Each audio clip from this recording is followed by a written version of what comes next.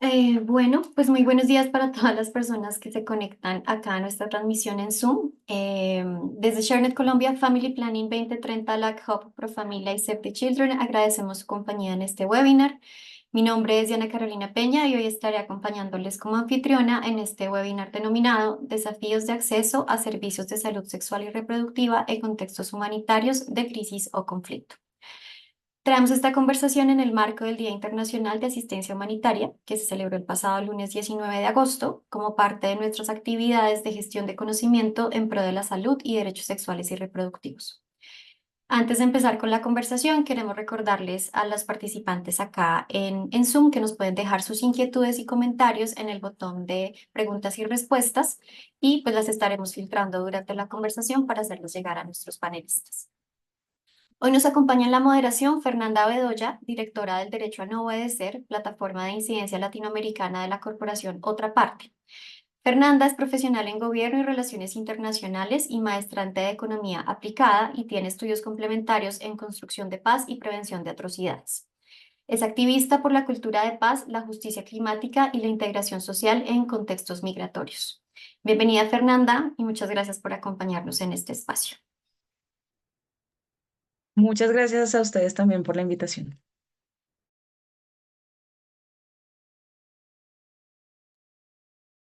La idea es arrancar ya, ¿sí? Y dale, Fer. Sigue, ya. Vale, vale, muchas gracias, Caro. Buenos días a todos, todas y todes.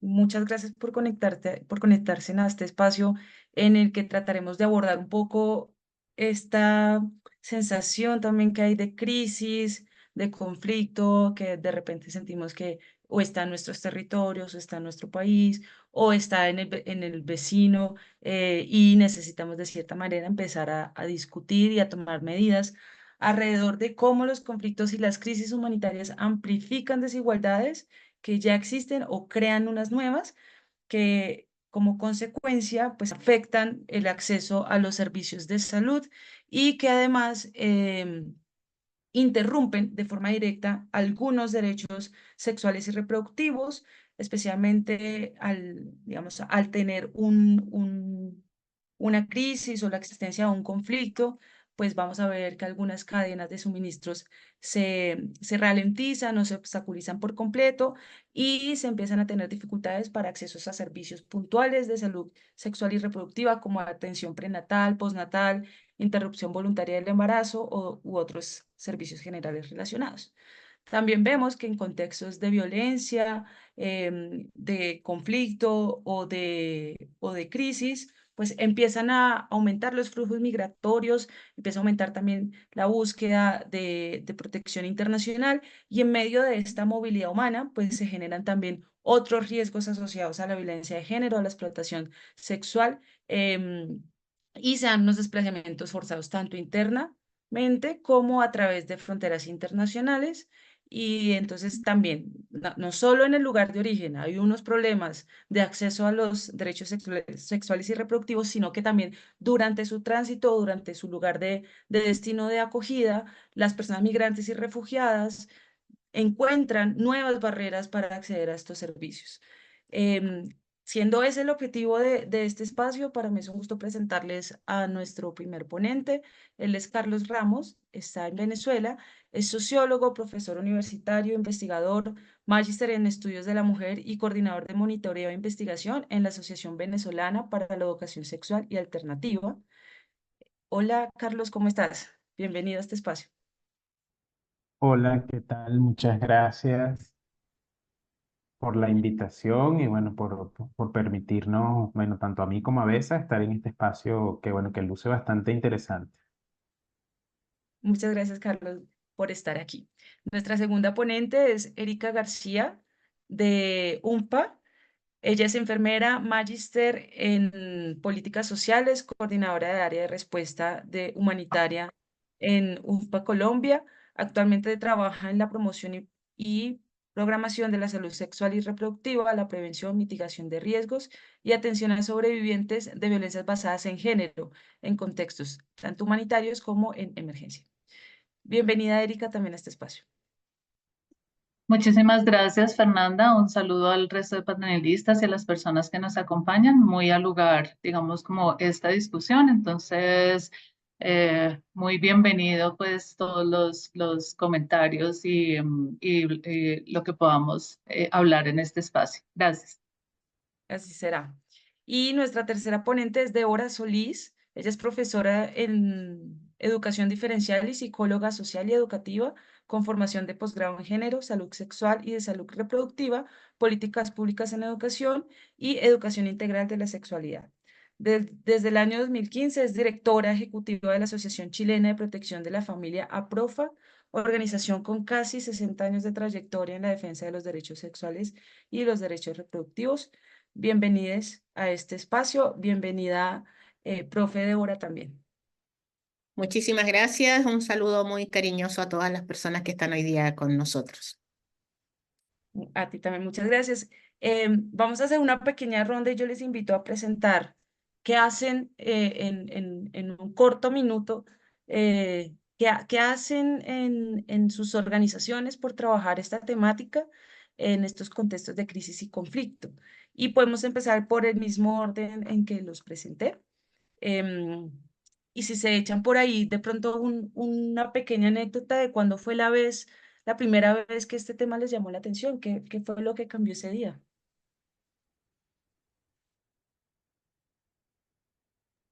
Carlos, si quieres arrancar. Ok, ok, bueno. Bueno, en principio yo diría comenzar por el anécdota, ¿no? Un poco para contextualizar.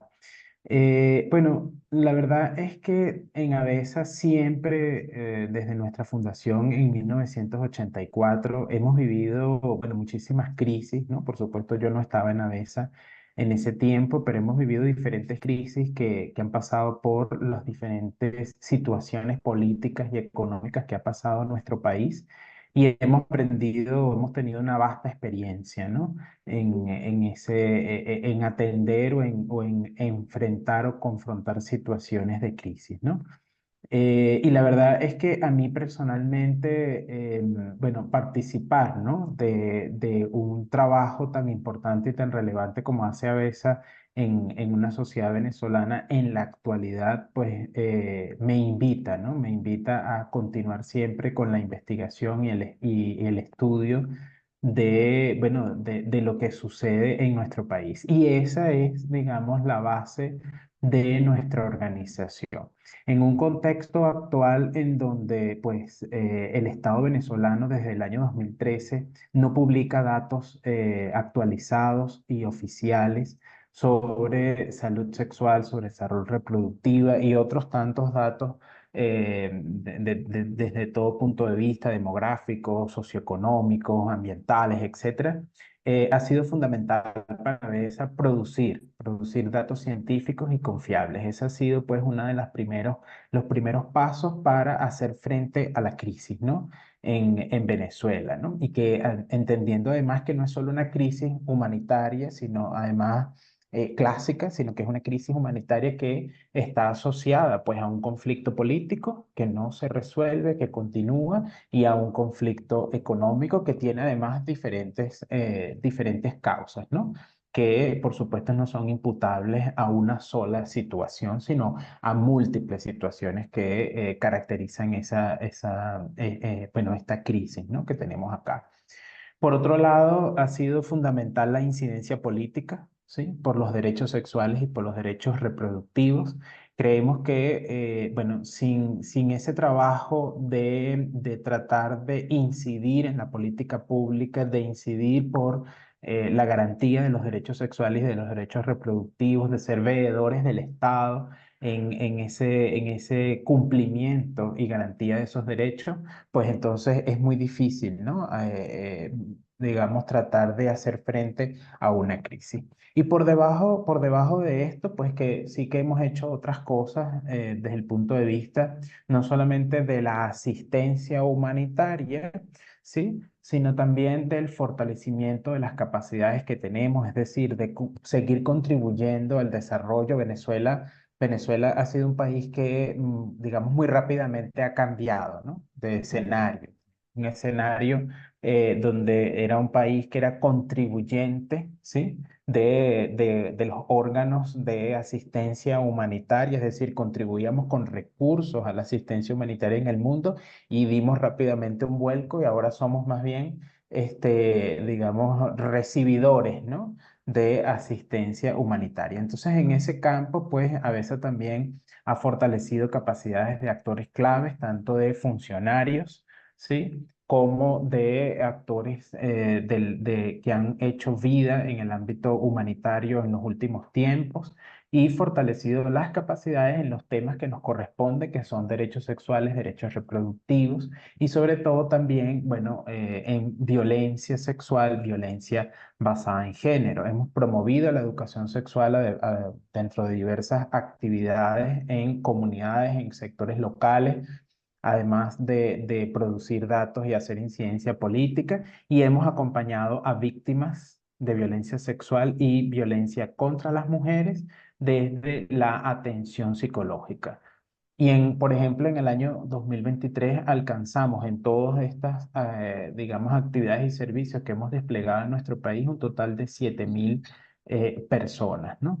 Entonces, digamos que eso es lo que hemos hecho recientemente digamos, hacer frente a esta crisis. Hay otras organizaciones que han puesto recursos, ¿sí? y trabajo para, digamos, la asistencia directa, ¿no? Es decir, el brindar el método anticonceptivo, el proveer, ¿sí? de los insumos necesarios para esto. No ha sido la labor de ABESA, nuestra labor es desde otra perspectiva, ¿no?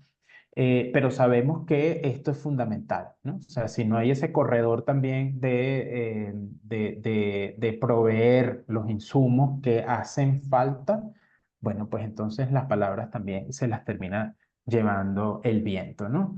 Y en nuestro país realmente, bueno, la asistencia humanitaria ha venido en ocasiones a suplir la labor de la salud pública, porque ha llegado momentos en donde no hay, o sea, no hay absolutamente nada, ¿no? Y ante no haber nada, pues lo único que hay es lo que ha brindado la asistencia humanitaria desde lo que se necesita para sostener los derechos sexuales y los derechos reproductivos. Y eso, por supuesto, pasa por también una cantidad de carencias desde el punto de vista de la información, orientación, y comunicación necesarias para lograr los derechos sexuales y derechos reproductivos, ¿no? que se sostengan. Entonces, y esa ha sido precisamente la labor de ABESA, acompañar la asistencia humanitaria. Gracias, Carlos, por esta explicación amplia de todo lo que han hecho y también como esta parte histórica de ABESA. Le doy la palabra a Erika para que nos cuente también cuál es la experiencia en su organización y cuál fue ese primer momento en que te conectaste con este tema, Erika. Gracias, Fernanda. Bueno, pues el Fondo de Población de Naciones Unidas, bueno, es la Organización de la Salud Sexual y Reproductiva dentro del sistema de Naciones Unidas. Tiene, digamos, dentro de su mandato como fundamento la garantía de los derechos sexuales y reproductivos y acompañar esta garantía pues, en diversos países del mundo, incluyendo en Colombia, donde estamos hace 50 años trabajando alrededor de los temas de salud sexual y reproductiva. También y muy relacionado los temas de violencias basadas en género, violencias contra la mujer, y los asuntos, digamos, relacionados con la adolescencia y la juventud y cómo están marcados por la ausencia o por la presencia o por la garantía de todo el tema de derechos sexuales y reproductivos. Em, bueno, dentro del tema humanitario, UNFPA tiene a nivel global también el mandato alrededor de coordinar digamos, la respuesta humanitaria en los temas de violencias basadas en género desde el área de responsabilidad, donde se coordina con diferentes actores y se espera, digamos, como generar complementariedades y sinergias para poder dar respuesta a las diferentes situaciones de emergencia o de crisis en los países. De igual forma, aunque no funciona en todos los países, pero donde funciona, tenemos encargado el liderazgo del grupo de coordinación de salud sexual y reproductiva, que es, digamos, uno de los grupos técnicos, subclúster, bueno, tienen diferentes formas de ser llamados dentro del clúster de salud.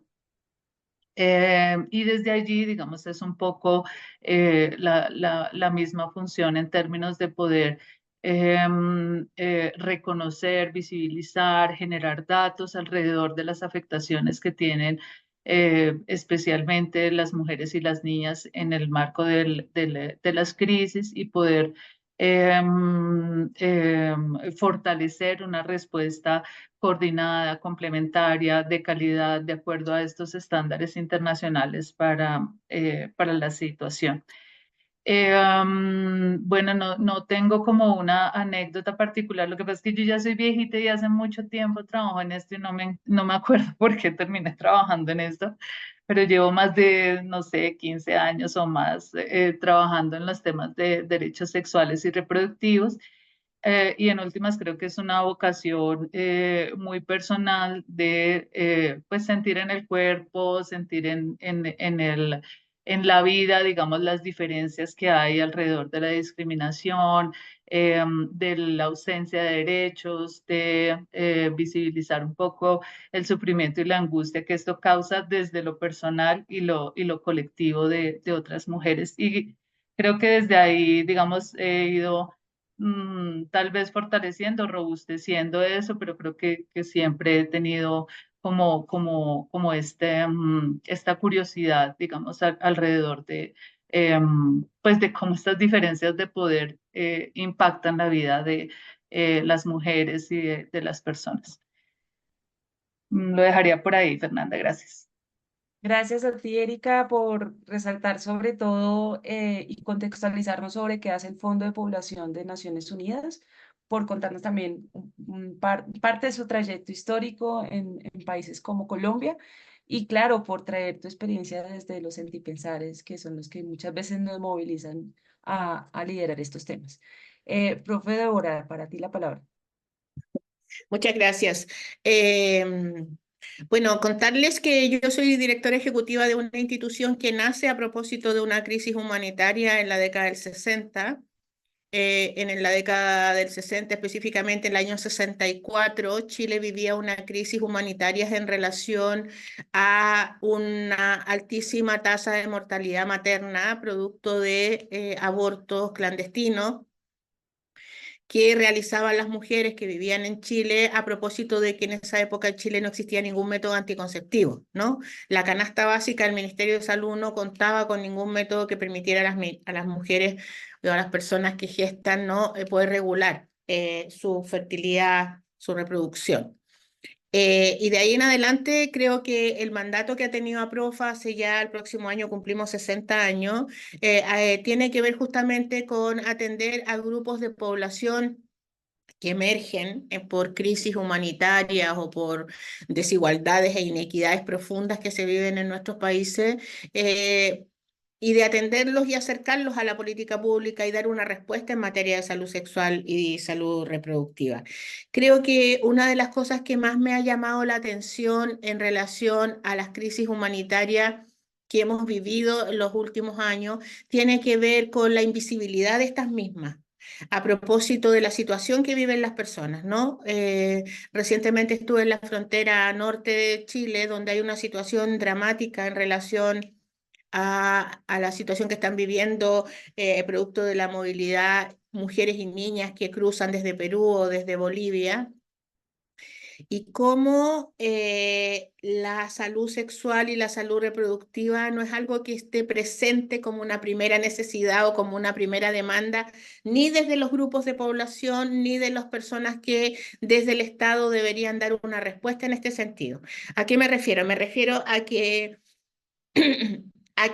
es necesario hacer por parte de las organizaciones de la sociedad civil que trabajan y que son especialistas en materia de derechos sexuales y derechos reproductivos, hay que hacer una cierta pedagogía de incorporar estas temáticas como parte de la bolsa de derechos que están siendo vulnerados para esas personas, ¿cierto? Porque no solamente están siendo vulnerados su derecho a la seguridad, al trabajo, a la salud, etcétera, sino que también hay temas vinculados estrictamente con los derechos sexuales y los derechos reproductivos. Y lo que más me ha llamado la atención es que eso no es una primera prioridad ni para las personas que están transitando y que llegan a la frontera en Chile, ni tampoco para la respuesta del Estado. Entonces eso exige de parte de las organizaciones de la sociedad civil un doble, un triple trabajo en este sentido, ¿no?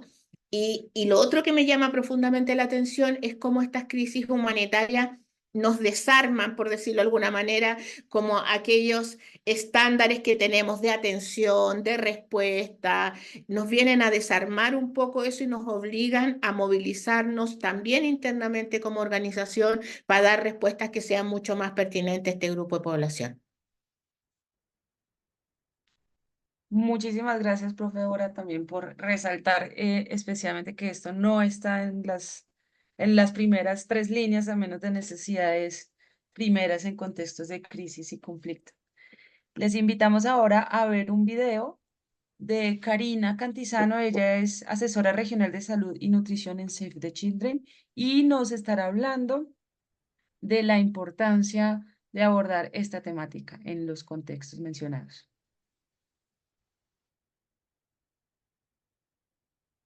Buenos días a todos, todas y todes. Mi nombre es Karina Cantizano, soy la asesora regional de salud y nutrición para América Latina y el Caribe de Save the Children. Estoy basada en Panamá y muy contenta de ser parte de este webinar. Mis agradecimientos al equipo de FP 2030 y los colegas de Chernet por organizar esta temática que es de alta relevancia para nuestra región. Disculpas por pues no poder estar de forma directa con ustedes, pero cualquier comentario o pregunta podemos darle seguimiento posteriormente. Ahora, para responder a la pregunta, ¿cuál es la importancia de hablar sobre los servicios de salud sexual y reproductiva en contextos humanitarios de crisis o conflicto? Primeramente yo quisiera traer a cuenta que algunos elementos. Primero, América Latina y el Caribe es la segunda región más propensa a desastres naturales en el mundo.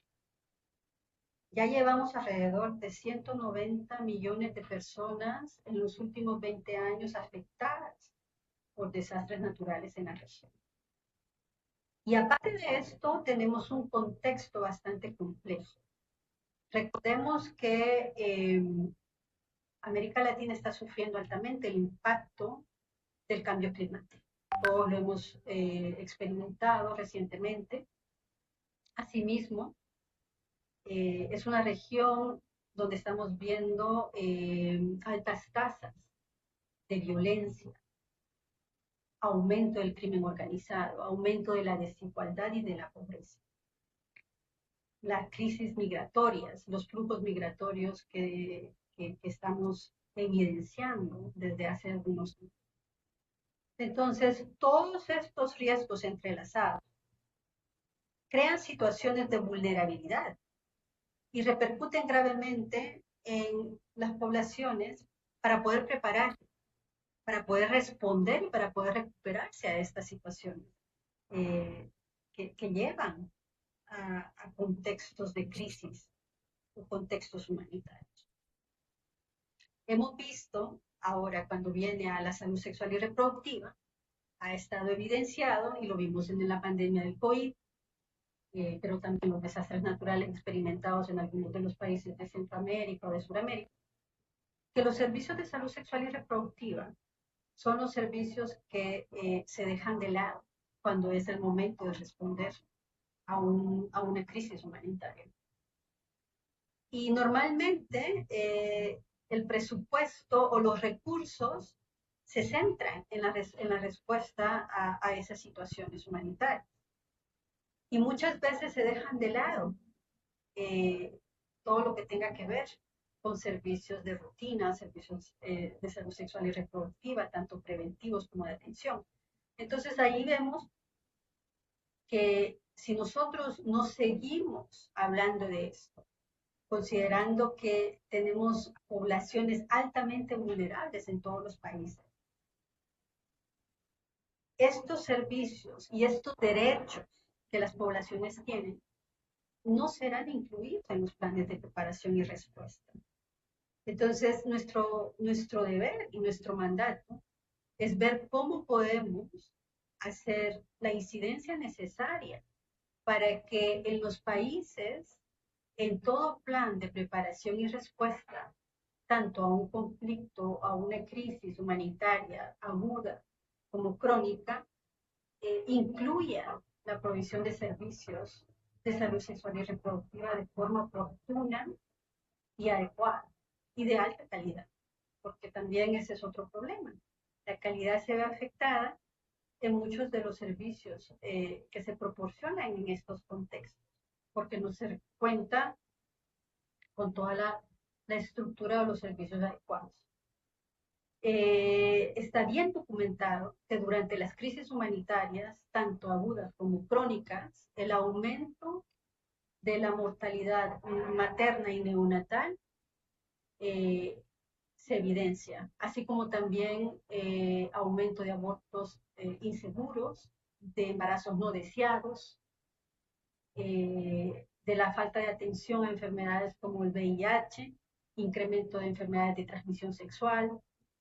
Entonces, si nosotros queremos evitar un deterioro de la salud en las poblaciones con las que trabajamos, en nuestros países donde vivimos, es importante seguir hablando, es muy importante que sigamos haciendo incidencia, no solo hablando de esto, sino también viendo cómo aseguramos que los derechos sexuales y reproductivos sean incluidos en los planes de preparación y respuesta a las diferentes crisis que los países diseñan. Y bueno, con esto pues concluyo mi respuesta. Vale, luego de ver este video de Karina, me gustaría también añadir un par de comentarios. Lo primero es que en América Latina, según ACNUR, que además sabemos que normalmente en estos procesos también de migración forzada interna y migración forzada internacional, por frontera internacional, hay un subregistro. Pues según las cifras oficiales hay más o menos 23 millones de personas que están buscando refugio o que son apátridas o que están en desplazamiento forzado interno. Y de estas personas, pues sabemos también que suelen haber unos círculos de desigualdad o inequidad que se profundizan a la hora de migrar en busca de protección o de migrar forzadamente también como dentro de los países, que además no todos los países tienen leyes de desplazamiento forzado. Y por eso también hay unos vacíos jurídicos donde no tenemos como región unos estándares mínimos para atender alguno de estos casos. Y vemos además que en las recientes semanas hemos estado, y espero yo, y también si no es una invitación para que estemos muy pendientes de lo que ocurre en Venezuela, para que no dejemos de compartir en redes sociales las realidades injustas que están viviendo las poblaciones en Venezuela y sobre todo líderes y lideresas que conocemos de algunos y algunas que están trabajando por este tipo de derechos allí en el país y que hoy están escondidos básicamente o simplemente como tomando medidas alternativas para su seguridad porque no pueden ejercer sus liderazgos o su activismo de manera libre, sino bajo un régimen autoritario. Entonces, muy importante porque muchas de las cosas que ellos nos piden o ellas nos piden en nuestra relación de estar pendientes de qué pasa con sus liderazgos es, bueno, primero no nos dejen solos ni nos dejen solas, sino que traten de difundirlos, pásennos noticias, nosotros les mandamos noticias, acá tenemos la mayoría de sitios web de medios de comunicación bloqueados, entonces tampoco nos estamos enterando cómo la región acompaña a Venezuela. En fin, son muchas las medidas que se piden desde allá, pero sobre todo no dejarles soles, porque justo en estos momentos de crisis y conflicto es donde se desbarata o se desintegran los tejidos sociales y las comunidades de apoyo que se conforman antes de la crisis. Entonces, para contextualizar, estamos aquí con esta crisis en Venezuela, que se suma a otras 5 grandes crisis que también ocurren en la región, y que tenemos, por ejemplo, el caso de Chile, en donde hay migrantes no solo de Venezuela, sino también de Haití, de Perú, de Colombia y Bolivia.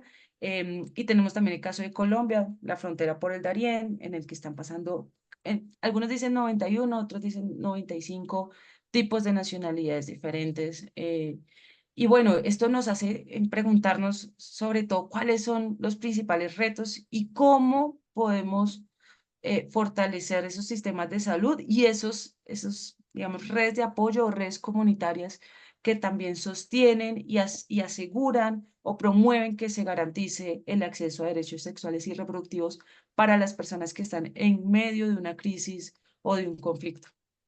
Y quisiera entonces que esta pregunta la pudiéramos resolver al revés. Entonces empezamos por la profe. Uf, ¿cómo la podríamos resolver? Es una gran pregunta. Yo quisiera tomarme de lo que planteábamos anteriormente acá mis compañeras y compañeros del panel, pero en relación a cómo respondemos, cómo somos capaces de ser una respuesta eficiente y eficaz para un grupo de población que lo está pasando tan mal, ¿no? Y efectivamente, como decía en el video la compañera de Save the Children, efectivamente tenemos una tarea que es un tremendo reto, que significa no solamente dar una respuesta y visibilizar formas de hacer que esa respuesta efectivamente sea pertinente, sino que también significa visibilizar esto como un derecho humano básico que también es necesario hacer respuesta, dar respuesta y atender, ¿no? Entonces, en ese sentido, yo creo que una de las cuestiones prioritarias que tenemos que hacer es interna a nuestras propias organizaciones, ya sean estas organizaciones internacionales o lo que fuere, o instituciones locales, como es el caso de nuestro, como en APROFA, por ejemplo, que tiene que ver con reconocer una situación nueva, entre comillas, que está pasando en nuestro país, que dentro de esa situación, en el caso, por ejemplo, de la situación migratoria, hay una multiplicidad de colores, de formas y de respuestas atingentes a las propias culturas de las personas que están llegando y que hacen que movilicemos internamente, nos movilicemos internamente para poder dar una respuesta eficaz. Y eso pasa efectivamente por aprender de la cultura de las otras personas, ¿no? De las otras realidades. Y pasa también por transformarse y hacer un puente muy estrecho con la política pública, porque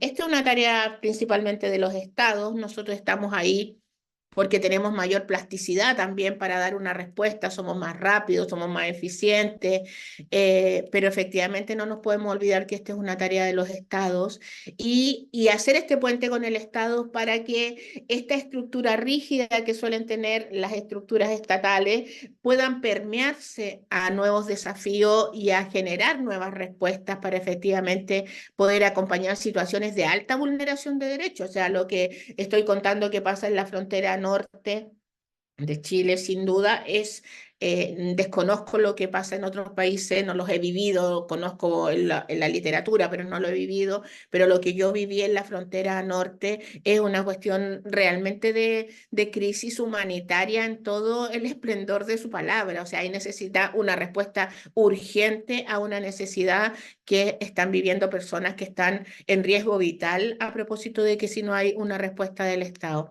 Entonces, quiero decir, primero hay una cuestión interna de las organizaciones, segundo hay una red que hay que armar mucho cuando esté en las condiciones, en el caso de Chile hoy día están las condiciones, en el sentido de están las condiciones políticas para hacerlo, no sé si hay condiciones estructurales para hacerlo, quiero decir, ¿no?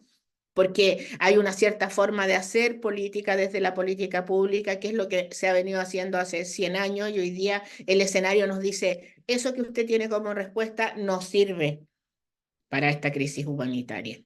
Eso para hablar de la crisis en relación a la migración. Nosotros también hemos dado respuesta en relación a otras crisis humanitarias, por ejemplo, mujeres en situación de privación de libertad, que son otros fenómenos que también exigen otro tipo de respuesta. Eso. Muchas gracias, profe Débora.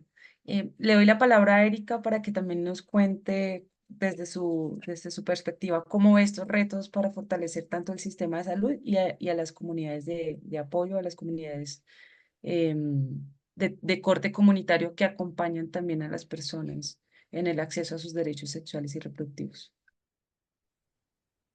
Bueno, yo creo que muy al lugar las intervenciones anteriores, incluyendo la profe Débora, tocaba algunos puntos que me parece importante resaltar. Creo que además digamos, del desafío de la invisibilidad de los temas de salud sexual y reproductiva dentro de las crisis, está la invisibilidad de la misma crisis, ¿no? El sistema de salud bueno, como parte del Estado es el encargado fundamental de la garantía de la salud sexual y reproductiva, por lo menos en lo que tiene que ver con servicios, no necesariamente, digamos, está preparado para ver, para reconocer y para atender las situaciones. Yo creo que ese es un primer desafío. Yo hablo también un poco por la experiencia desde Colombia, que es, digamos, como la que más conozco profundamente. Y hay veces en Colombia ya las crisis hacen parte del paisaje, ¿sí? Tenemos un conflicto armado de más de 60 años. Tenemos una migración proveniente de Venezuela que ya va a completar 10 años, digamos, como que inició, digamos, todo este proceso de éxodo. Y tenemos unas situaciones de riesgos o aumentados por la variabilidad climática que son constantes. O sea, cada temporada de lluvias, pues existen las mismas situaciones de emergencia. Entonces, esto, digamos, estas crisis que ya se vuelven prolongadas, hay veces se tornan como parte del paisaje. A las nuevas crisis que se suman a estas, por ejemplo, un desplazamiento nuevo, un confinamiento por los actores armados, una nueva migración, por lo menos por lo que pueda suceder o lo que esté sucediendo en este momento en Venezuela. Digamos que ya no hay como una visibilidad, una sensibilidad frente a que las personas, bueno, ya venían viviendo unas situaciones graves para su salud y que hay digamos, unas nuevas afectaciones. Entonces, el primer reto creo que, bueno, tiene que ver con esa invisibilidad de las mismas crisis y de que el sistema de salud tenga más claro cuáles son, digamos, y cómo responder a estas crisis. En general tenemos unos sistemas de salud que son muy poco flexibles, ¿no? Entonces, ese creo que es un segundo reto y eso no les permite como moverse con la suficiente plasticidad para responder a la falta de servicios o a una situación en específico. Específicamente en Colombia, donde no tenemos como un sistema nacional, ¿no? Sino que es un sistema basado en el aseguramiento, donde hay actores privados, donde las personas se aseguran en un sistema de salud y de acuerdo a eso, un asegurador le presta o le autoriza o bueno, todo este manejo administrativo. Eso hace también que sea mucho menos flexible para atender este tipo de situaciones. Cuando yo, digamos que viajo y hablo con los prestadores de servicios de salud, entonces ellos le dicen a uno un poco, sí, pero pues podríamos ir a atender esa situación, pero lo que pasa es que ¿quién nos paga eso? Eso no está como dentro de las, no sé, 4 brigadas que nos contrató la entidad de salud. Entonces, digamos que se desdibuja un poco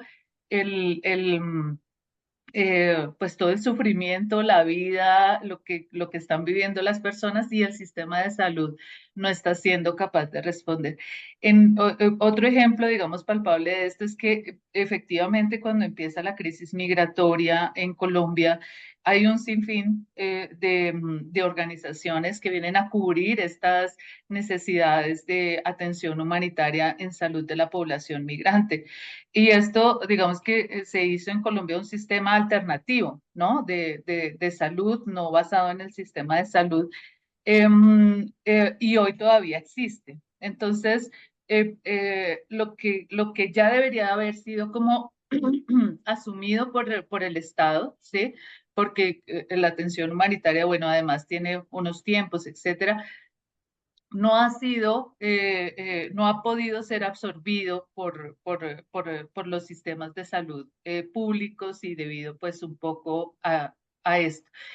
Creo que hay uno de los retos adicionales es que en estas crisis, pues los sistemas de salud también pueden entrar en crisis, aunque digamos que no ha sido, digamos, como lo más común. La pérdida de los servicios de salud puede ser, digamos, es una posibilidad real, pero es mucho más real cuando vemos el escenario de conflicto armado, por ejemplo, en Colombia, donde no existe un sistema de salud en las áreas rurales, que son las más afectadas por el conflicto, y donde el conflicto coloca barreras adicionales para que las esporádicas llegadas del sistema de salud puedan, pues por lo menos llegar a prestar alguna ayuda. Entonces, hay una falta en general de servicios de salud, y eso afecta, pues claro, digamos, como los servicios de salud sexual y reproductiva. Ahí creo que hay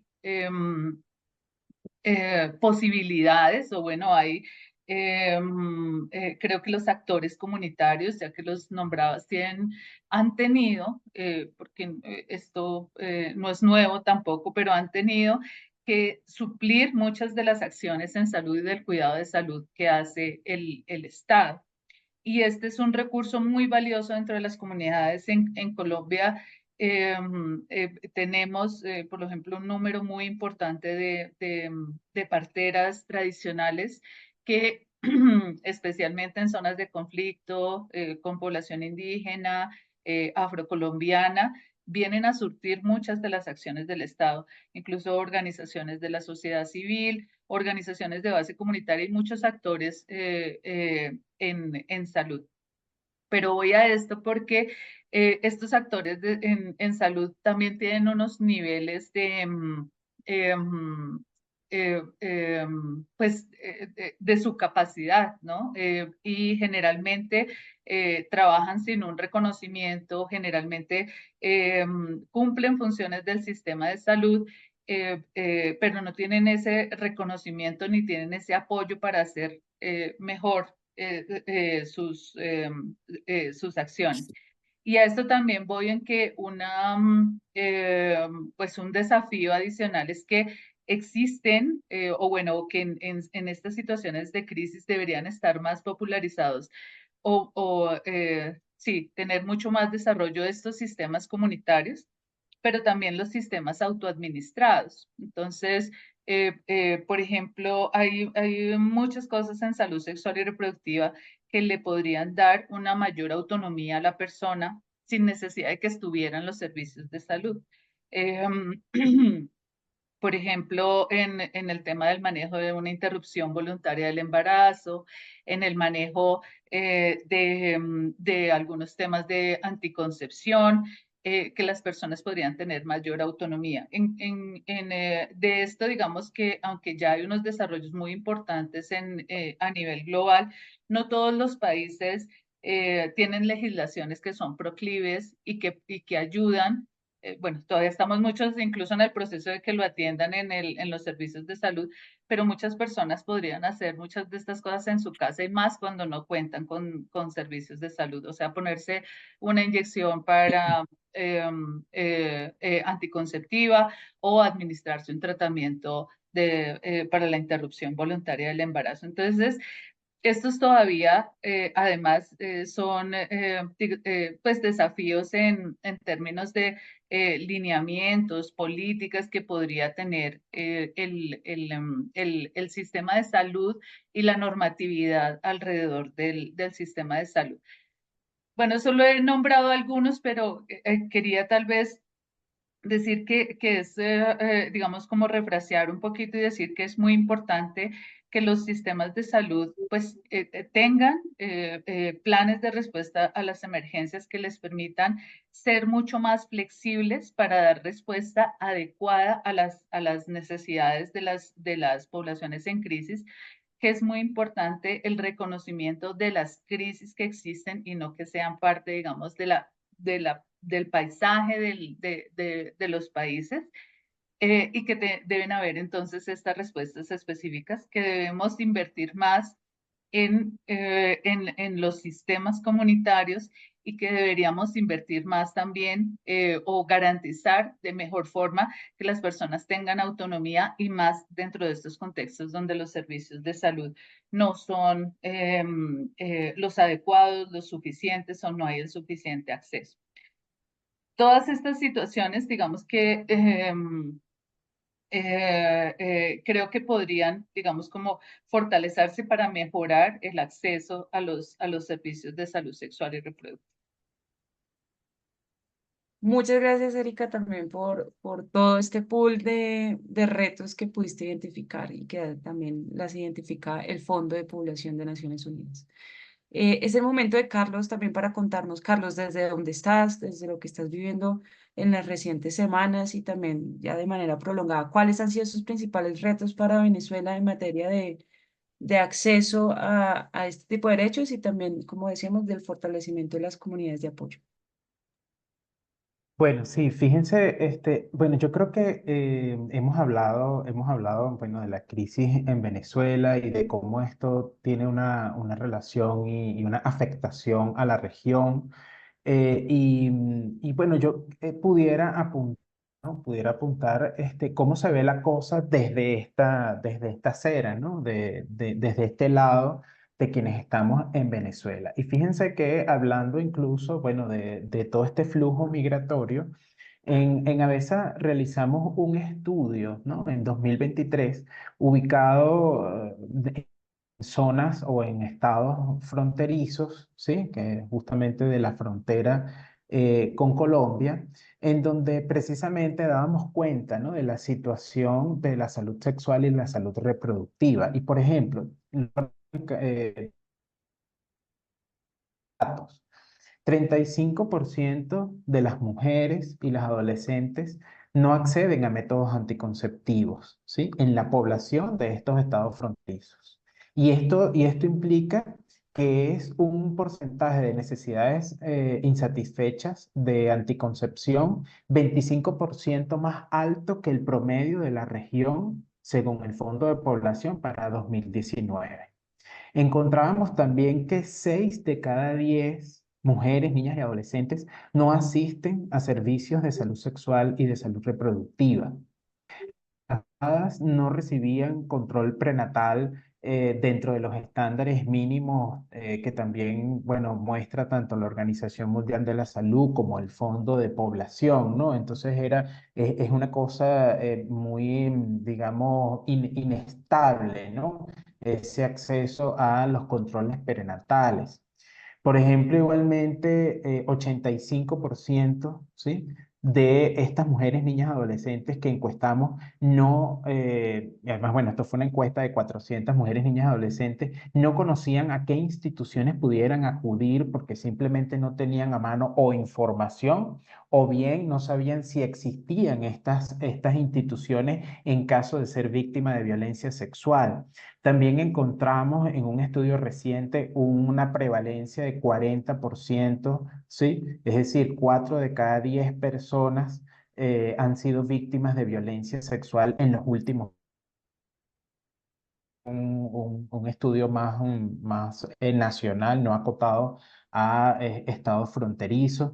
Y en un estudio de 2021 encontrábamos que en contexto de pandemia hubo una reducción del 18% de los servicios de salud sexual y de salud reproductiva. Todo esto que nos hablaba en este estudio, cuando también hacíamos entrevistas con las mujeres y las adolescentes en campo, que la verdad es que en los estados fronterizos se produce esto llamado población pendular, ¿no?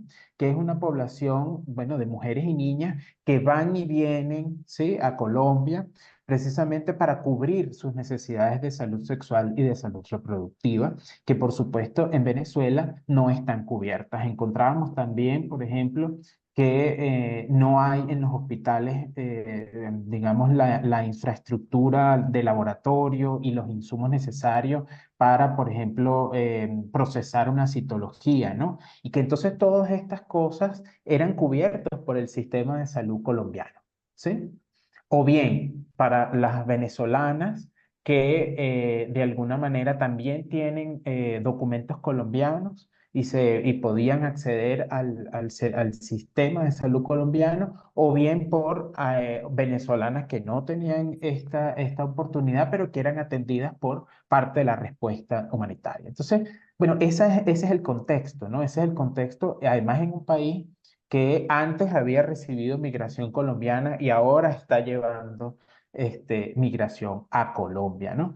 Y yo creo que bueno, el principal reto, porque podemos decir muchas cosas, ¿no? Es decir, Naciones Unidas, bueno, ha tenido como el reto fundamental proveer del financiamiento para la asistencia humanitaria, proveer de insumos, servicios, capacitar, brindar. Las organizaciones hemos acompañado al sistema de Naciones Unidas, a la arquitectura humanitaria en todo este proceso, las organizaciones de la sociedad civil, me refiero.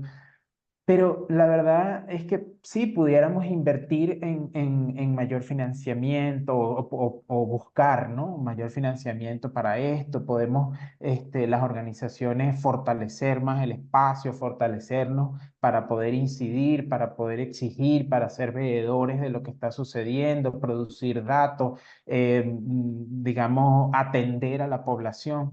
Pero yo creo que el principal reto pasa por comprender que esto es un problema de los gobiernos, ¿no? Esto es un problema de los estados.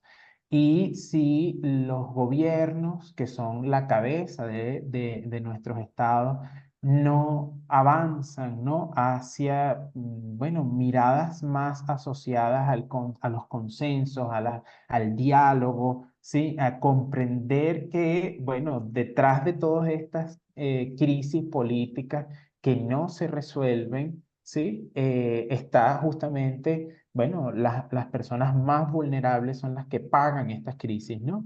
Y si eso no se entiende y no vemos que finalmente lo que tenemos que hacer es ponernos de acuerdo, ceder, dar espacios para el diálogo, para la conversación, para la negociación y para resolver bueno, estas crisis políticas y económicas que se nos presentan y que, bueno, culminan en crisis humanitarias, pues la verdad es que, bueno, seguiremos nadando en el mismo terreno de la búsqueda, pues, de soluciones inmediatas, circunstanciales, pero que o que finalmente veremos que las cosas, a pesar de que podamos incidir en algunos aspectos desde la sociedad civil, las crisis continuarán, quizás se agravarán y no terminarán resolviéndose, o al menos si no se resuelven, pues encontrando un camino un poco más o un poco menos empedrado del que tenemos ahora. Entonces yo creo que ese es el principal reto. Por eso para BESA es fundamental la incidencia política. Muchísimas gracias, Carlos, también por contarnos, ya te doy la palabra, profe, por contarnos cómo lo viven desde allá y sobre todo la importancia de la veeduría ciudadana y la incidencia desde esos procesos que lideran en la visa. Profe Dora, cuéntanos. Sí, solo me gustaría añadir lo siguiente. Creo que esto es a propósito de retos y desafíos, ¿no? Efectivamente, esto es un principal desafío para los estados. Los gobiernos tienen que generar los dispositivos, las políticas que permitan atender a este grupo de población, pero también un desafío y un reto para organizaciones internacionales dedicadas a las temáticas de derechos humanos en general y a derechos sexuales y derechos reproductivos en particular, ¿no? Porque creo que también nos toca, digo, nos toca porque yo formo parte de IPPF, por ejemplo, que es una red internacional de organizaciones dedicadas a la salud sexual y salud reproductiva, también nos corresponde pensarnos de una manera distinta. Ya no sirve, creo yo, para este tipo de ejemplo. Creo que aquí hay que incorporar el enfoque regional con respuestas regionales que permitan efectivamente poder atender a las personas en distintos lugares en los que se encuentre, ocupando, creo yo, oportunidades horas en la atención. Por ejemplo, tenemos en la región lugares más y menos restrictivos al momento de interrumpir un embarazo, por ejemplo. Chile es un país que tiene una ley muy restrictiva, una ley de una implementación muy deficiente que solamente regula la interrupción en 3 causales y en un espacio físico que declara la norma sanitaria donde la mujer o la persona que quiere acceder a una interrupción y que viene en tránsito hacia Chile, es imposible que ingrese. Es absolutamente imposible porque la norma técnica está pensada y hecha y regulada para población que esté regularizada, que sea, ojalá de nacionalidad chilena, que tenga acceso al sistema del Fondo Nacional de Salud, etc.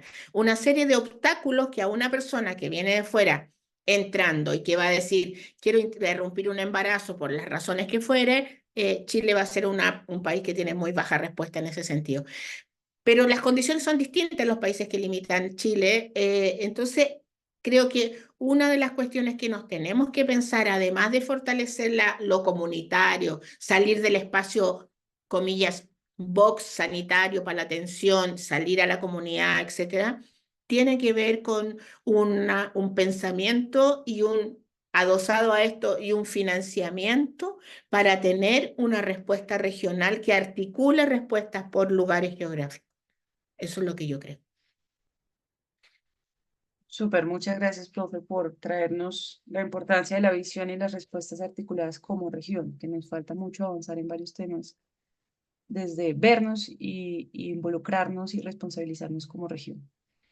Ahora le voy a dar paso a un video de Lee Borjas, que hace parte de la red de Profamilia, de la red joven de Profamilia, y nos va a hablar acerca de la mortalidad materna.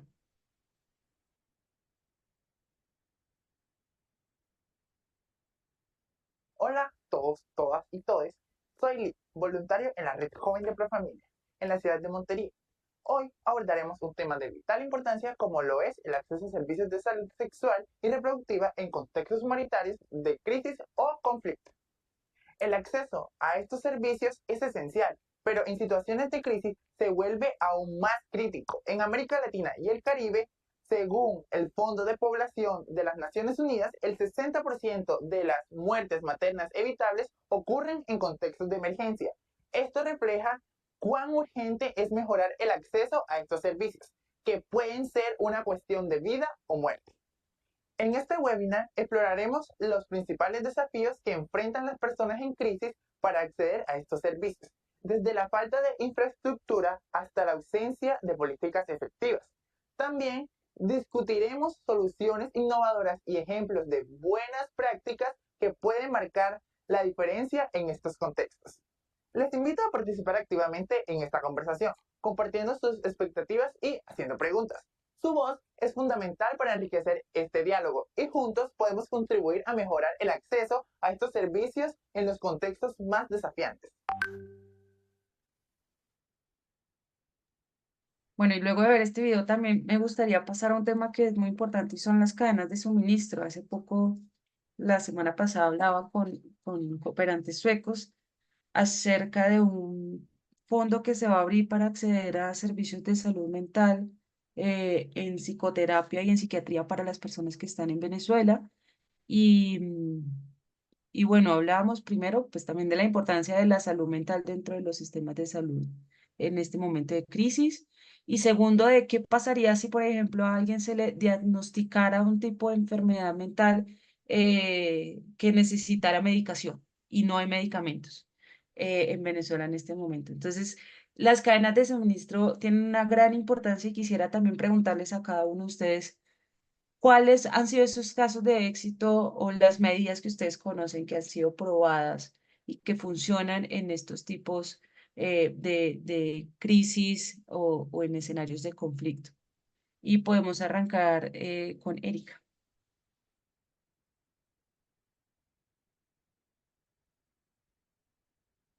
Gracias. Gracias, Fernanda. Pues mira, yo primero me quedé pensando un poco en qué, en la intervención que hacía este chico y quería dar como unos comentarios frente a eso.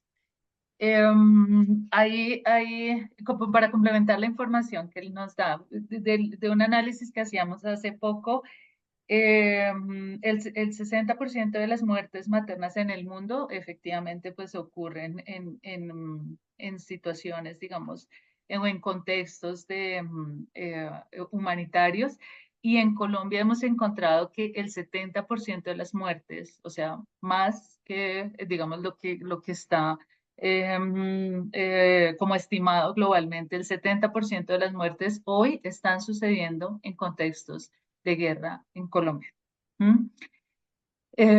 Lo cual habla, digamos, de esa relación muy cercana entre la crisis humanitaria y los efectos que tiene sobre la vida, la seguridad, la salud de las mujeres especialmente.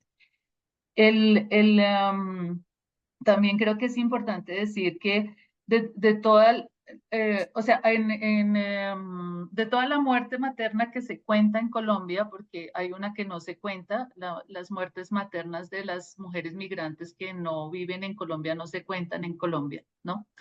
Esas corresponden casi al 30% de las muertes que suceden de personas venezolanas en Colombia, pero no se están contando en Colombia. Dentro de la razón de muerte materna porque no viven acá. Entonces, aparte de esas que son una cifra muy importante y tiene que ver un poco con lo que decías, Carlos, de la población pendular, porque que vive en estas zonas dispersas de frontera, no accede a servicios de salud y viene a Colombia, pero viene a Colombia ya al último, ¿sí? Cuando ya, digamos, es la única opción para salvar su vida.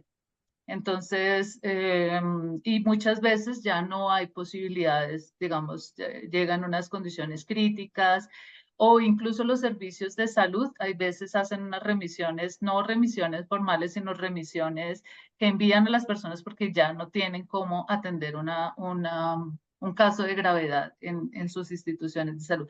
Entonces, esas se mueren sin ser contadas en Colombia, pero además de las que sí contamos en Colombia, que son de las que viven aquí hace más de 6 meses, un 14% de esas muertes son de mujeres migrantes. Lo cual es una cifra muy, muy, muy importante porque están sobre representadas, ¿sí? O sea, en Colombia la población migrante alcanza a ser entre el 6 y algo, 6 casi 7, 6, era como 6,5 de la población en Colombia, pero las muertes maternas son el 14% de nuestra mortalidad materna, ¿sí? Entonces, quiere decir que digamos que ya ha pasado a ser una de las poblaciones, digamos, con resultados en salud más graves, que corresponde a unas situaciones pues, en las que vive, en las que no tiene acceso a los servicios de salud, en la que hay una serie de barreras, pues como lamentablemente pasa con otras poblaciones en nuestro país, como la población indígena y la población afrocolombiana. Sí, eso bueno, dos temas más que preocupan, tal vez que no los hablé antes, y en términos del embarazo en la adolescencia, también las niñas, nos preocupa mucho la situación de las niñas y las adolescentes provenientes de Venezuela. Hoy en Colombia,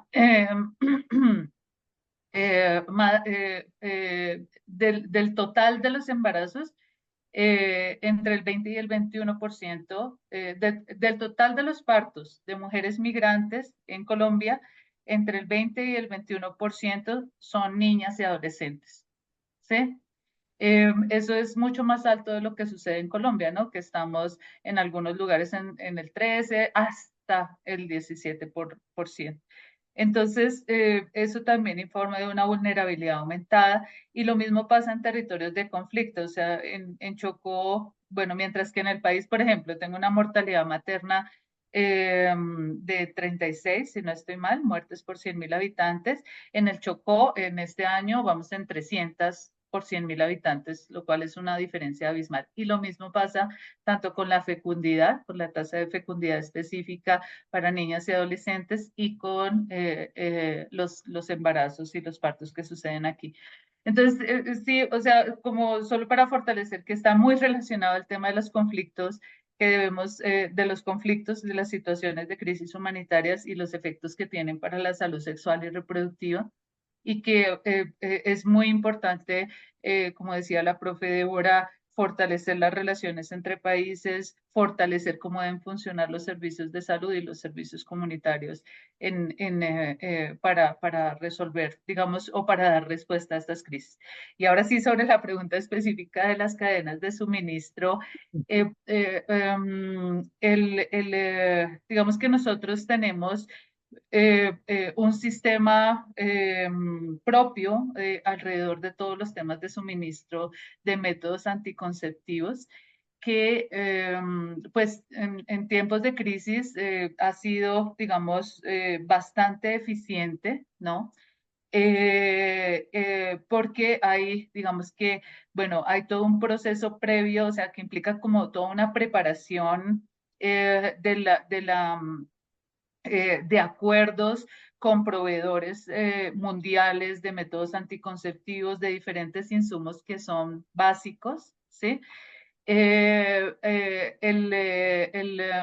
Saben que, digamos que UNFPA ha propuesto, digamos, como el prearmado de kits para el manejo de las emergencias, para tener precisamente estos kits para poder localizarlos rápidamente cuando se requiera y cuando fallen estas cadenas de suministro. Entonces eso funciona bastante bien en términos de poder, porque esto está, digamos, predispuesto, en stock en algunos países. Entonces la movilidad de estos kits para atención materna, para atención en anticoncepción es bastante rápida. En Colombia particularmente tenemos un inconveniente, digamos, esto no funciona tan bien para Colombia, porque Colombia tiene unas unas normativas muy estrictas en términos al ingreso de medicamentos y otros equipos en Colombia. No somos el único que ha tenido dificultades allí también, digamos, bueno, y lo hemos venido hablando con el gobierno en una última reunión que tuvimos con la Dirección de Medicamentos. Creo que acordábamos o mirábamos que debía haber una legislación específica pues para todo este tema que son donaciones, atención humanitaria, y más cuando, como en lo que hace UNFPA, ya ha hecho una precalificación de proveedores y una serie de cosas. Eso podría decir frente al tema de los suministros. Vale, muchas gracias, Erika.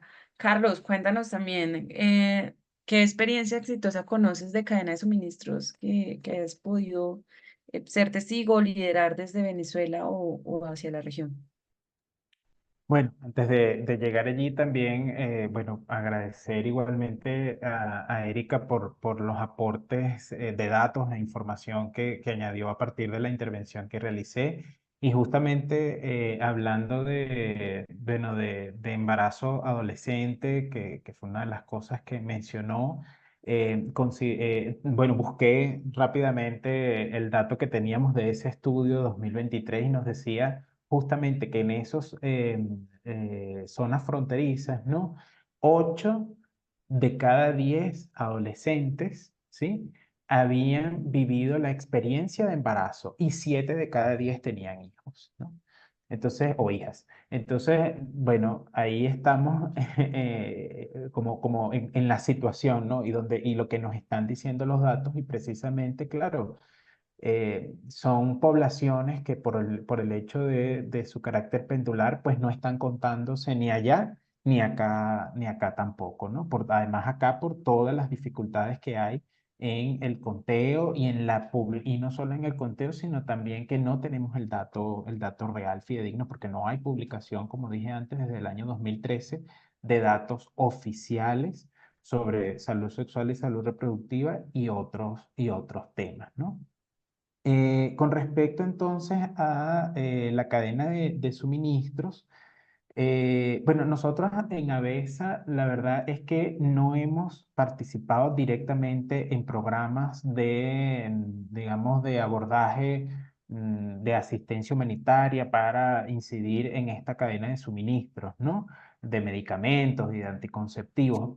Recientemente hemos incorporado en nuestras líneas estratégicas un servicio de atención médica a víctimas de violencia sexual que vendría a acompañar a nuestro servicio de atención psicológica a víctimas de violencia sexual y violencia contra las mujeres, que sí ha sido como digamos, nuestro hito histórico, ¿no? Ese servicio de atención psicológica que además no es apoyo psicosocial, digamos, circunstancial o reducido a unas cuantas sesiones, sino que es una cosa que puede durar bueno, bastante tiempo en función pues bueno, a la necesidad de la persona, ¿no? Esa ha sido como nuestra experticia, además de fortalecer otros aspectos bueno, de apoyo a la situación humanitaria. Eh, entonces, pero sí hay que decir que en Venezuela, bueno, ha sido, creo que lo dije antes ya, fundamental, ¿no? Fundamental la incidencia de la arquitectura humanitaria y de todo lo que ha sido esta respuesta en la cadena de suministros, ¿no? Hay lugares donde las comunidades y las mujeres y adolescentes nos relatan que sin el aporte o el suministro y también incluso personal sanitario nos los ha manifestado en nuestras investigaciones, que sin el aporte y el suministro de la arquitectura humanitaria para cubrir estas necesidades de salud sexual y salud reproductiva, pues la verdad es que no habría nada, ¿no? Porque en ocasiones es lo único que ha habido. Igualmente, la asistencia humanitaria ha sido clave para otro tipo de circunstancias o para otro tipo de situaciones que afectan igualmente, bueno, a las mujeres, a las adolescentes, también a los hombres, ¿no? Sobre todo, pues, hemos tenido picos muy altos de enfermedades endémicas como el paludismo, la malaria. Hemos tenido otras enfermedades como el sarampión, incluso enfermedades que en otros tiempos, pues, ya estaban fuera del espectro donde bueno, la asistencia humanitaria ha sido clave en nuestro país en estos últimos tiempos, ¿no? Pero creo que igualmente sigue quedando como en un tercer nivel la salud sexual, la salud reproductiva frente a otras situaciones, ¿no? Entonces creo que igualmente, bueno, como mencionaba Débora, creo que, bueno, nuestra oportunidad no solo verlo desde aceras aisladas, bueno, Colombia por un lado, Chile por otro, por allá México, sino que la región pueda dar bueno, una mirada, ¿sí? De cómo podemos afrontar estas crisis que están interconectadas, ¿no? Creo que ya hemos mencionado cómo, bueno, sucede en el Darién está conectado con lo que sucede en la frontera Venezuela-Colombia y cómo estas dos cosas están conectadas con lo que también sucede en la frontera de Ecuador. Entonces, y aunque parezca que están muy lejos, pero o sea, la situación social es la misma, ¿no? Es la misma y no es una sola cosa de Venezuela, sino es una cosa de la región y de las situaciones que vive en nuestra región. Entonces, creo que es necesaria como esa interacción entre, bueno, entre nosotras que somos organizaciones de la sociedad civil, pero también como esto podemos relacionarlo pues con los gobiernos, los estados y también las comunidades locales. Creo que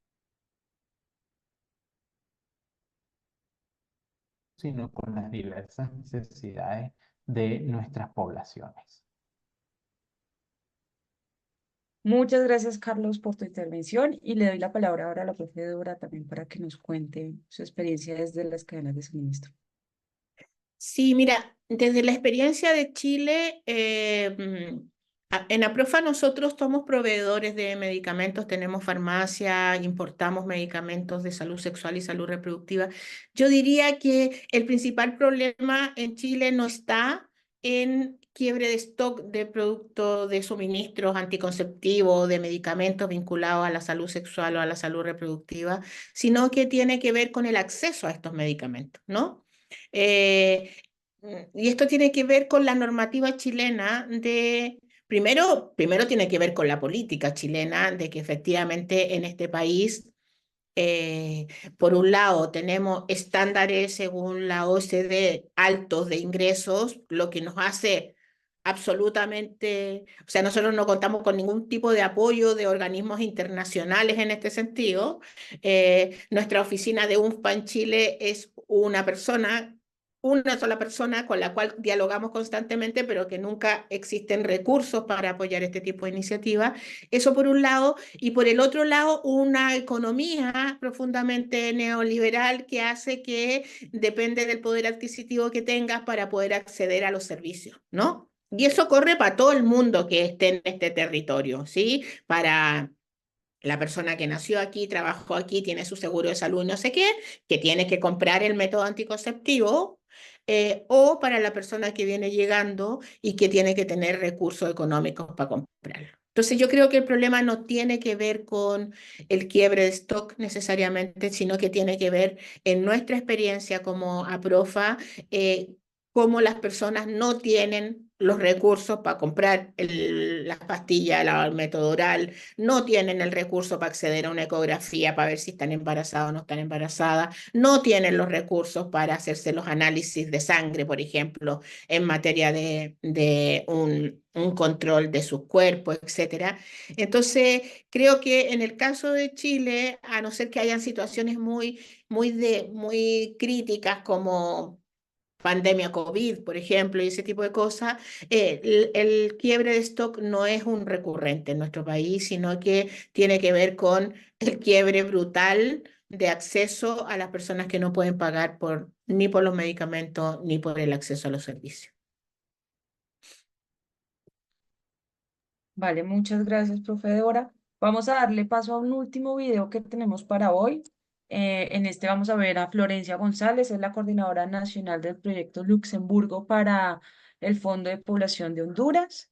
Y ella nos estará hablando un poco de la importancia de interpretar también estos derechos a la luz de la interseccionalidad, en el que obviamente las poblaciones históricamente vulneradas pues deberían ser el centro de nuestra toma de decisiones. Veamos paso entonces al video. Hola a todos, les saluda Florencia González, coordinadora del proyecto Luxemburgo del UNFPA en Honduras. Y les quiero preguntar, ¿sabían que en comunidades vulnerables el acceso a la salud sexual y reproductiva no siempre es una prioridad?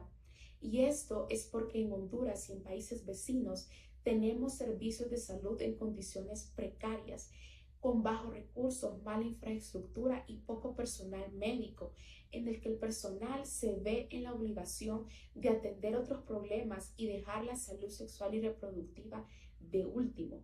Esto se traduce en la necesidad de respuesta, de entender que no se puede hablar del goce del derecho de la salud, dejando a la salud sexual y reproductiva por último.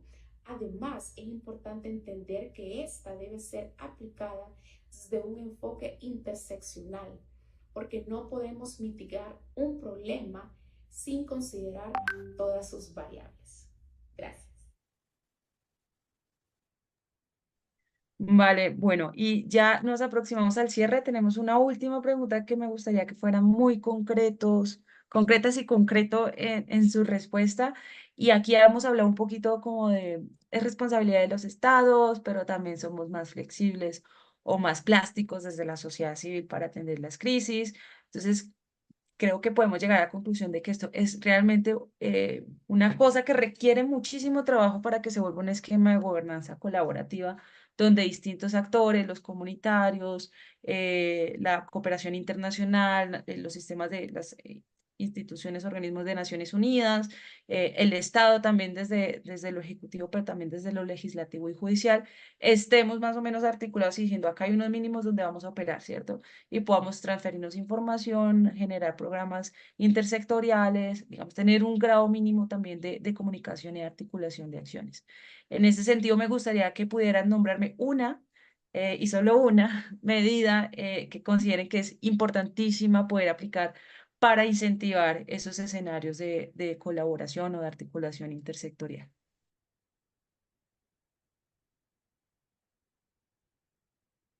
No di el orden, pero empecemos por Carlos. Bueno, sí, yo quería antes de rápidamente cerrar con la pregunta que estás diciendo, añadir una cuestión con lo que decía Débora. Fíjense que acá Venezuela siempre ha sido un país, ¿no? Como todos saben, con petróleo, etcétera, y con una infraestructura de salud bastante, bueno, bastante importante y que hay lugares, ¿no? De Venezuela que son además lugares remotos, etcétera, donde lo que hay no es ni siquiera es lo privado, sino lo que hay es lo público, ¿no? Entonces, si lo público está fallando y además no tienes recursos, bueno, para comprar y movilizarte, ¿no? Hacia donde sí hay quizás algún suministro privado, y que puedas a lo mejor conseguir algo de recursos, quizás para el privado, pero no para el traslado o algo que puedas resolver. La verdad es que la cosa se ha hecho, bueno, terrible, ¿no? Terrible para las mujeres, para las adolescentes, en la búsqueda, pues, de esa salud sexual y salud reproductiva, ¿no? Es decir, es como la suma de una cantidad de barreras que han impedido ese acceso. Entonces, yo creo que miren, en general, claro, yo siento que es un asunto de que es fundamental, ¿no? Es fundamental que exista una sinergia en una sociedad, una sinergia entre, pues, el Estado, las organizaciones de la sociedad civil y las comunidades, ¿no? Para, bueno, para poder hacer frente a las necesidades de salud sexual y de salud reproductiva, ¿no? Si esta sinergia se quiebra, que es un poco, bueno, un poco lo que hemos venido viviendo desde el contexto venezolano, desde adentro, ¿no? En los últimos años, pues la verdad es que vemos cómo no solamente es un asunto de quiebre de las cadenas de suministro, porque no hay los recursos o porque no están disponibles o porque no se invierte en ellos, sino que es un asunto de que todo el sistema, bueno, se va bueno, al cipote, ¿sí? Porque precisamente esa sinergia está resquebrajada. Entonces, pienso que es fundamental, ¿no? Fundamental es la base que pueda existir para lograr el desarrollo sostenible que ya sabemos que pasa por el alcance de los derechos sexuales y derechos reproductivos, que pasa por la igualdad y equidad de género, que esto se produzca, esta sinergia entre Estado, sociedad civil y comunidades, en un espacio además democrático, cívico, ¿sí? En un Estado social de derecho, o sea, esa es la base. Y creo que he hecho mucho énfasis en esto, bueno, por el contexto que estamos viviendo las venezolanas y los venezolanos en este momento, ¿no? O sea, donde lo fundamental es la democracia, ¿no?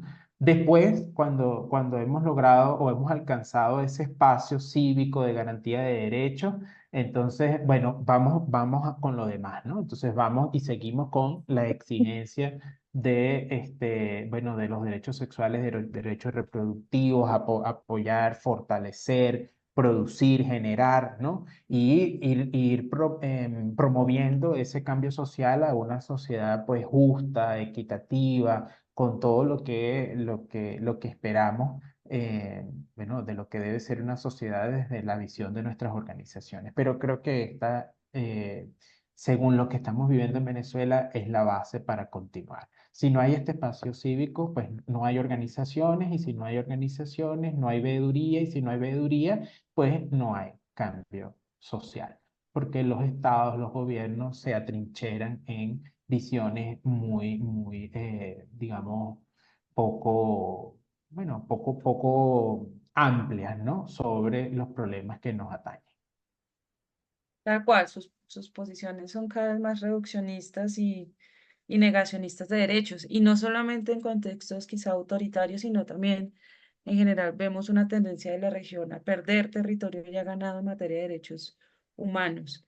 Y por eso es importantísima la veeduría y todo el proceso que se puede hacer también de, de entender cuál es la planeación territorial, de entender cuáles son las funciones de las instituciones políticas, de entender también cómo funcionan los mecanismos de control político y social y promoverlos, ¿no? Eh, Erika, cuéntanos tú cuál es esa medida que quisieras recomendarnos para promover más los esquemas colaborativos en este tema. Pues mire, yo quisiera, o sea, creo que hay medidas en diferentes niveles y ámbitos. Yo quisiera contar algo muy local, porque creo que ha sido una medida muy efectiva de colaboración. En el marco también de la respuesta a la migración proveniente de Venezuela y con la preocupación de lo que un poco les comentaba antes frente al tema de la mortalidad materna en frontera, y específicamente de la población pendular, porque allí estuvimos haciendo como varios ejercicios intentando articular los profesionales de salud de ambas partes de la frontera. Estuvimos intentando fortalecer la capacidad de coordinar incluso con nuestra oficina de UNFPA en Venezuela para poder hacer un trabajo conjunto. Incluso pues propusimos a los departamentos o a las autoridades de los estados en Venezuela y aquí en Colombia que pudiéramos generar unos mayores acuerdos para garantizar la continuidad de la atención de las personas en frontera, aunque esto último nunca fue posible, ¿no? O sea, por una serie de temas políticos que ustedes saben que hay digamos, de fondo y que esto ya se convierte en un tema multilateral al que no se le ha dado, digamos, como decía tal vez acertadamente la profesora Débora antes, y es una mirada de andina, ¿no? Una mirada diferente al tema de frontera. Pero en ese marco, digamos, un poco de intentar construir o dar solución pensando en una zona fronteriza que va a mantener ese tránsito, creamos toda una estrategia donde hemos logrado fortalecer unos procesos de gestión de casos, de referencia y contrarreferencia con diferentes entidades, incluyendo entidades en Colombia de salud, de la cooperación que hay en Colombia, instituciones de gobierno, las secretarías de salud, los hospitales y algunas, digamos, como de nuestras contrapartes en Venezuela, para poder hacer una mejor gestión, bueno, y un fuerte trabajo comunitario también, ¿no? Muchas lideresas de estas zonas, digamos, para poder hacer la identificación de las gestantes, para poder enrolarlas en un sistema de cuidado, poder hacer la caracterización de estas gestantes, mirar dónde están, mirar cuál es el riesgo que tienen, a dónde podrían ir a los servicios, informarles de los servicios que tienen disponibles. Incluso habilitamos un programa de asistencia en efectivo para poder vencer muchos de los obstáculos que mujeres provenientes hasta de San Cristóbal venían, digamos, no puedo llegar a los servicios de salud. Entonces, digamos, cómo fortalecer incluso con asistencia en efectivo para que ella pudiera venir a sus controles. Entonces, yo creo que ha sido un excelente ejemplo de cómo, digamos, hacer servicios adecuados a las personas que respondan a sus necesidades específicas, pero que además tienen el concurso de instituciones, de comunidades, de socios de la cooperación para entre todos poder generar, digamos, un impacto aquí. Y esto, en el último año que llevamos de implementación, año y medio, tal vez 2 años ya, hemos logrado una baja muy importante. Primero, una identificación más temprana de las mujeres que llegaban a tener su parto en Colombia, ¿sí? Y un menor número de mujeres que están muriendo en la frontera por situaciones relacionadas con el embarazo y parto. Entonces, creo que esto ha sido una muy buena práctica. Súper, muchas gracias, Erika, también por ese tip súper importante. Y cerramos entonces esta última ronda de preguntas con la profe Dora. Sí, bueno, muchísimas gracias. Yo, para no repetir lo que han dicho mis compañeras, estoy muy de acuerdo con Carlos en relación a la respuesta, a una respuesta conjunta. Y en ese sentido solo quisiera decir que tenemos que avanzar en un proceso de validación de la organización social no estatal como una organización altamente especializada, altamente capacitada y que efectivamente es un recurso, un muy buen recurso para una respuesta humanitaria. Creo que ahí, por lo menos en países como Chile, hay un cierto como sesgo en eso, lo digo no solamente porque he trabajado en la organización de la sociedad civil, porque alguna vez trabajé en organismos internacionales y en el Estado, y se mira con cierta sospecha a lo que se pasa en la organización social. Solo para terminar y hacerlo breve, creo que yo sumaría a lo que se ha dicho que la buena práctica tiene que estar marcada por una respuesta integral a las personas que transitan, por decirlo de alguna manera, ¿no? O sea, tiene que haber una incorporación de educación integral de la sexualidad, de información en derecho, tiene que haber información sobre acceso a servicio, acceso a medicamentos y productos de barrera, por ejemplo. Y me hace mucho sentido lo que planteaba Fernanda en relación a la salud mental. La salud mental tiene todo que ver con la salud sexual, salud reproductiva, y es algo que, por ejemplo, en escenarios chilenos, donde tenemos una serie de tensiones, no solamente porque tenemos un tipo de respuesta estándar para un tipo de persona, y eso se nos desarma cuando llega la población haitiana, por ejemplo, y tenemos dificultades, no solamente profundas dificultades de acceso a servicios con pertinencia cultural, sino que también tenemos problemas de lengua, ¿no? No nos entendemos las cosas que estamos diciendo. Quiero decir que la respuesta tiene que ser una respuesta, hay que pensarla desde el diseño como una respuesta integral y que aborde distintas dimensiones de las personas en la experiencia que nosotros tenemos, y con esto termino, en la experiencia que nosotros tenemos con población colombiana específicamente que vive en situación muy vulnerable en las periferias de las grandes ciudades de la región metropolitana de Chile. Hay un desconocimiento brutal sobre su propia vida sexual y su propia vida reproductiva. Entonces no basta solo con que lleguemos con el medicamento o lleguemos con el aparato para hacer la ecografía, sino que tiene que ver con cómo apoyamos en esta persona la instalación de su vida como parte de una persona sexuada, etcétera. El tema de violencia de género es es una cuestión bien difícil que hemos tenido que abordar aquí. Así que yo solo sumaría, estando muy de acuerdo, que creo que lo que hay que trabajar también es una respuesta integral a la situación que viven las personas que están migrando. De acuerdo, muchísimas gracias también por retomar los temas referentes a la salud mental y emocional en estos contextos. Agradecemos también por tu comentario, Rosa, que nos estabas contando un poco de la situación de vulneración de derechos alrededor también de una zona de frontera que además tiene actores armados y también tiene como un tinte o un direccionamiento estatal también que puede ser negacionista o punitivista o que securitiza o hace que esto sea simplemente un problema de seguridad y no tanto una cosa de derechos humanos.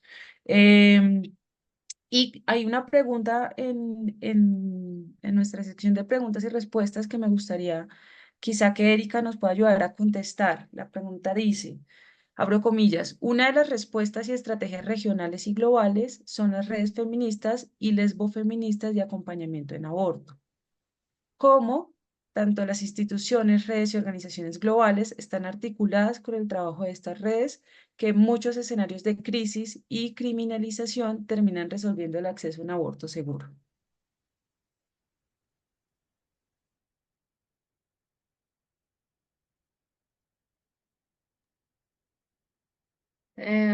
Pues no sé si entiendo bien la pregunta, vamos a ver si es lo que quería. Para el Fondo de Población de Naciones Unidas, una de, digamos, de los pilares y bases del trabajo son las organizaciones de la sociedad civil, las organizaciones lideradas por mujeres, las organizaciones feministas, bueno, y toda la gama de organizaciones que pongo, digamos, como dentro de una sombrilla grande de organizaciones de la sociedad civil y que para nosotros son fundamentales, pues las que, digamos, briegan por los derechos de las mujeres y de las niñas y, bueno, y de otras poblaciones discriminadas por asuntos de género, orientación sexual bueno, y otras. Y efectivamente, porque consideramos que las organizaciones de la sociedad civil son parte o bueno, tienen muchas funciones y son muy claves porque por varias razones, entre ellas porque en muchas ocasiones son una extensión de los sistemas de protección y de salud.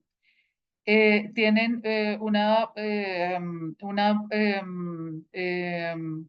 un rol específico en términos de hacer abogacía dentro de la respuesta humanitaria para que sea realmente adecuada a las necesidades de las personas y vaya a responder con pertinencia a esto. Pues además tienen funciones, digamos, o roles alrededor de la visibilidad, la veeduría frente al Estado, frente a los servicios. Entonces, por eso, digamos que todo nuestro trabajo siempre tiene un fuerte componente alrededor de cómo fortalecemos las alianzas de trabajo con organizaciones tanto locales como globales o nacionales en términos de poder hilar o tejer alrededor de estas brechas que todavía se tienen.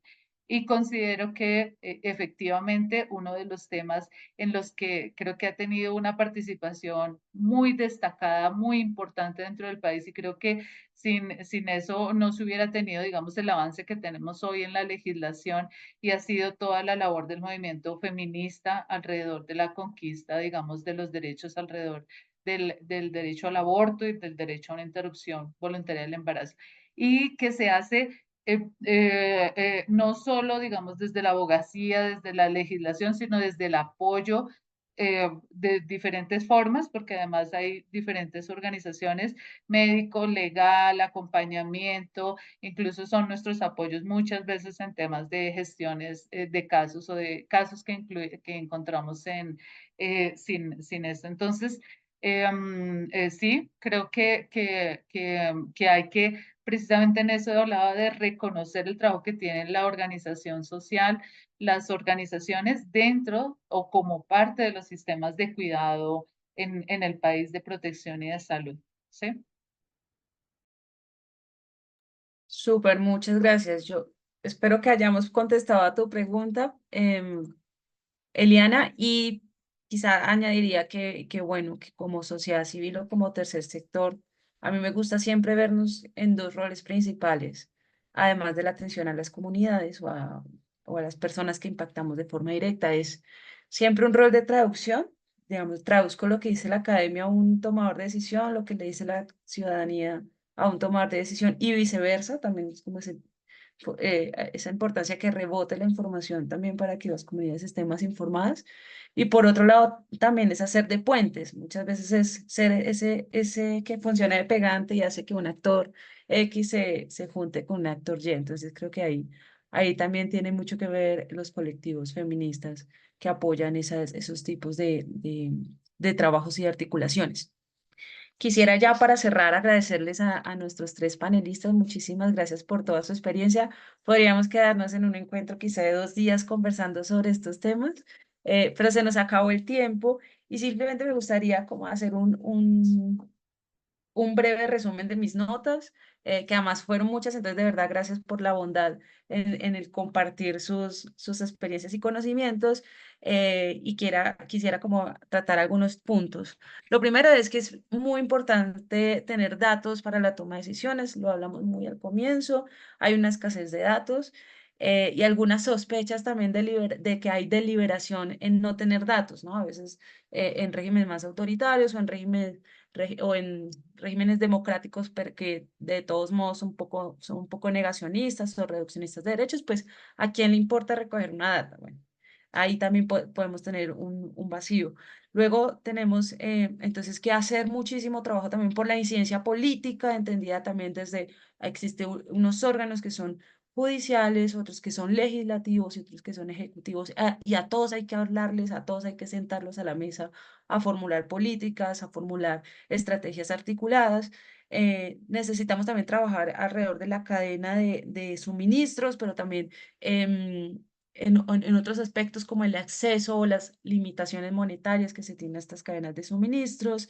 Hay que coordinar la respuesta humanitaria, pero también hay que coordinar la prevención, y garantizar que cada vez más tengamos unos esquemas de respuesta y de prevención integrales que involucre actores desde diferentes niveles y desde diferentes sectores. Importante también que hay necesidad, quizá no lo hablamos mucho, pero sí hay una necesidad en narrativas y en emociones políticas que nos permitan posicionar muchísimo más estas necesidades en derechos sexuales y reproductivos en ese pool o en ese conjunto de primeras necesidades que se tienen en los momentos de crisis y de conflictos. Entonces, hay también un trabajo pedagógico por hacer, tanto en medios de comunicación, en redes sociales, en espacios comunitarios. Muy necesario también ahondar el tema de las narrativas. Em, Evidentemente tenemos también como un vacío para las poblaciones que están en tránsito, y que no tenemos tan claro cómo acceden a este tipo de derechos y de servicios. Entender que, bueno, que eso también se da en unos contextos de crisis, de conflicto, que además tienen una intersección importante en temas de diversidad y por eso ahondar en estrategias de integración y de interculturalidad son importantes.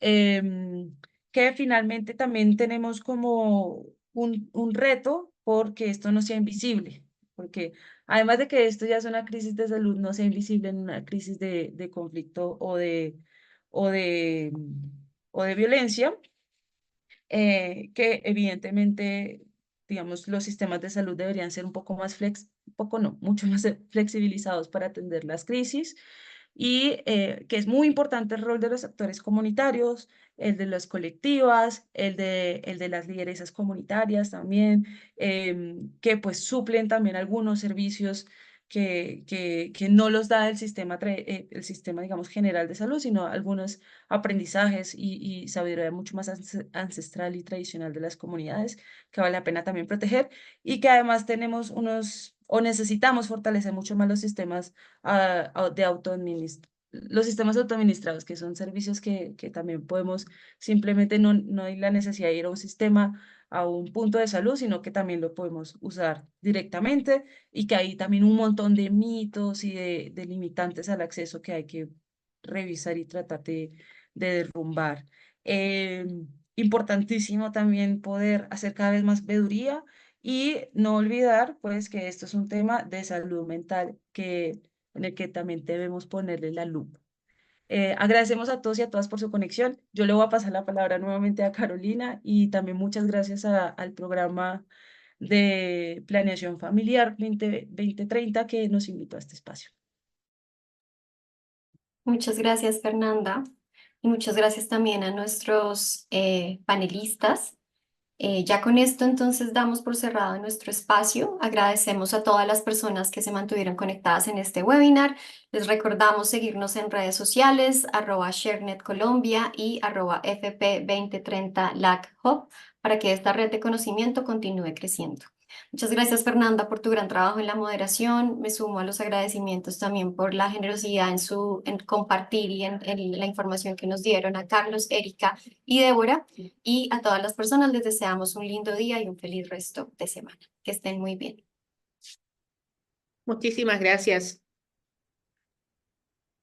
Muchas gracias, hasta luego.